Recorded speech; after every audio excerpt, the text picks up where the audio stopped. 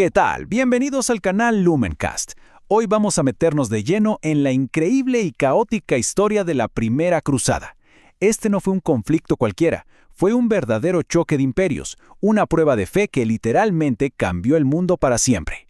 Y para guiarnos en este viaje vamos a usar un clásico, la historia de las cruzadas de J.F. Michau. Juntos vamos a explorar cómo un simple llamado a las armas pudo desatar una fuerza tan masiva que terminó por redibujar el mapa de Medio Oriente. Esas fueron las palabras del Papa Urbano II. Un llamado a las armas que resonó por todo un continente. Pero, esto no surgió de la nada. Para entender de verdad por qué este mensaje tuvo un impacto tan profundo, tenemos que echar la vista atrás, a los siglos y siglos de peregrinación que vinieron antes. Un viaje que era, al mismo tiempo, un acto de fe y un rito de paso súper peligroso.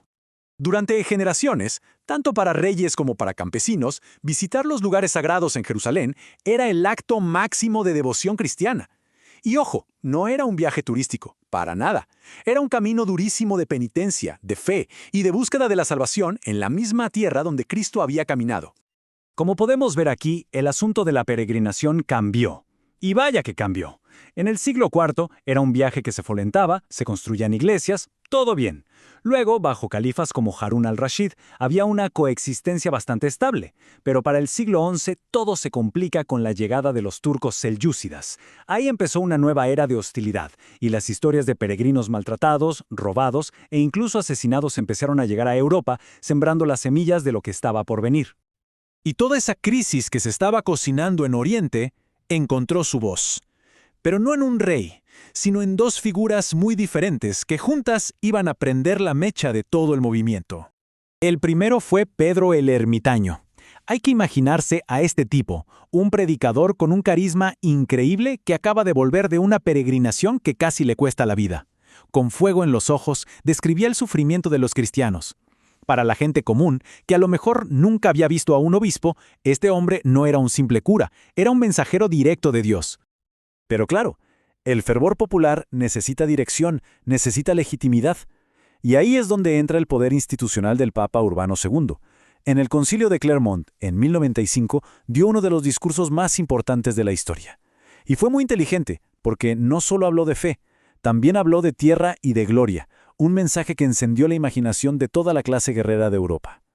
Lo que hizo Urbano II fue una jugada maestra. Le habló directamente a los caballeros, que se la pasaban peleando entre ellos por tierras y poder. Les ofreció una salida, una causa. En vez de matarse entre ustedes, dirijan sus espadas hacia un enemigo común, sagrado, y de paso les prometió la remisión de todos sus pecados, una oferta difícil de rechazar. Y la respuesta de la gente, fue algo abrumador. Un solo grito unísono, atronador, que se convirtió en el lema de todo el movimiento. Deus vult, que significa Dios lo quiere. Pero, como suele pasar, el entusiasmo se desbordó. Antes de que los príncipes y sus ejércitos profesionales pudieran siquiera empezar a organizarse, la pasión que había encendido Pedro el Ermitaño explotó. Y esto dio lugar a una primera oleada, una vanguardia súper caótica y desorganizada que conocemos como la Cruzada Popular. Y es que la Cruzada Popular era todo lo contrario a la expedición militar que el Papa había imaginado. Aquí lo vemos claro. Por un lado, una turba de campesinos, familias enteras, armadas con herramientas de campo y una fe ciega. Por el otro, la fuerza organizada de caballeros que vendría después. Eran, de verdad, dos mundos completamente distintos. Esta masa de gente avanzó causando estragos por Hungría y el Imperio Bizantino. El emperador, totalmente horrorizado, los embarcó lo más rápido que pudo a Asia Menor. Y ahí, claro, chocaron contra un ejército turco profesional. La aniquilación fue rapidísima y brutal. Se estima que las pérdidas fueron de cientos de miles. Fue una verdadera masacre. Mientras la tragedia de la Cruzada Popular servía como un oscuro presagio, el verdadero poderío militar de Occidente por fin, se ponía en marcha. Esta sí era la Cruzada de los Príncipes. Y ojo, no era un ejército unificado.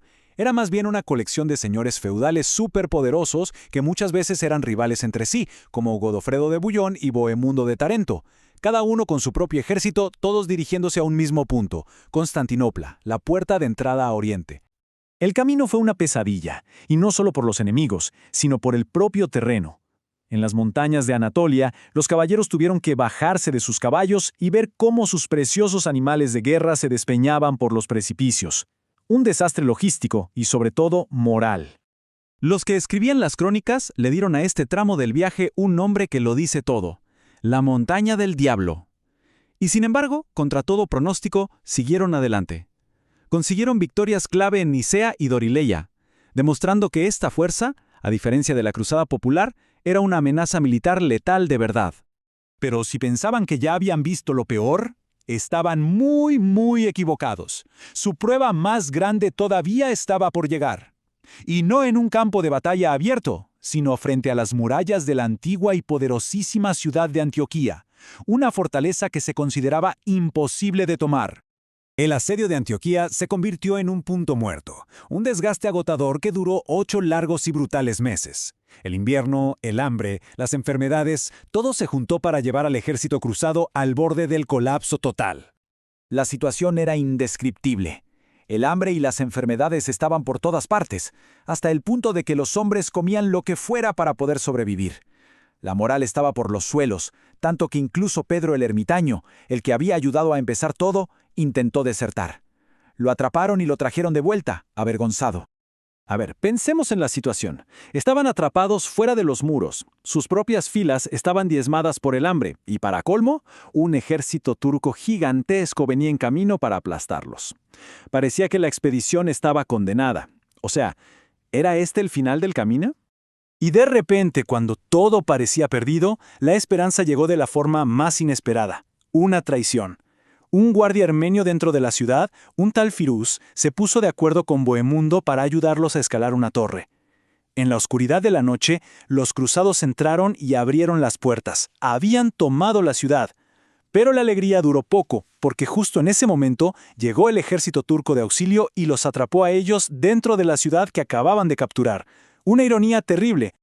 Y en el momento más oscuro, pasó algo que parece sacado de una película. Como vemos aquí, un sacerdote llamado Pedro Bartolomé dijo que había tenido una visión de San Andrés, revelándole dónde estaba la lanza sagrada. Se pusieron a cavar en la iglesia de San Pedro y ¡pum!, encontraron una punta de lanza. ¿Era real? ¿Quién sabe? Pero el efecto fue eléctrico. Creyendo que era una señal de Dios, la moral de un ejército que se moría de hambre revivió de forma milagrosa. Salieron en una carga desesperada y consiguieron una de las victorias más improbables de la historia. Después de sobrevivir al infierno de Antioquía y de pasar meses peleando entre ellos para ver quién se quedaba con la ciudad, los pocos sobrevivientes, agotados, finalmente se dirigieron al sur, en busca del premio final. Después de casi 3 años de penurias que ni nos podemos imaginar, los que quedaban, que eran una pequeña fracción de los que habían empezado, subieron una colina y por fin, vieron las murallas de Jerusalén. El momento fue demasiado. Los soldados lloraban, se arrodillaban. La meta que los había mantenido en pie a través de miles de kilómetros estaba ahí, a la vista. Han llegado a las puertas de la ciudad santa. Pero esta fuerza, forjada en el crisol del hambre, la fe y una violencia brutal, ahora se enfrentaba a su objetivo final. Y la pregunta que queda en el aire es: ¿puede un ejército que ha soportado el infierno traer el cielo a la tierra? ¿O simplemente desatará un infierno aún mayor sobre la ciudad que vinieron a salvar? El asalto a Jerusalén lo exploraremos en nuestro próximo análisis. ¿Qué libro les gustaría que resumiéramos a continuación? Déjenos sus comentarios, no olviden dar me gusta y suscribirse al canal Lumencast para no perderse futuros episodios. ¡Hasta la próxima!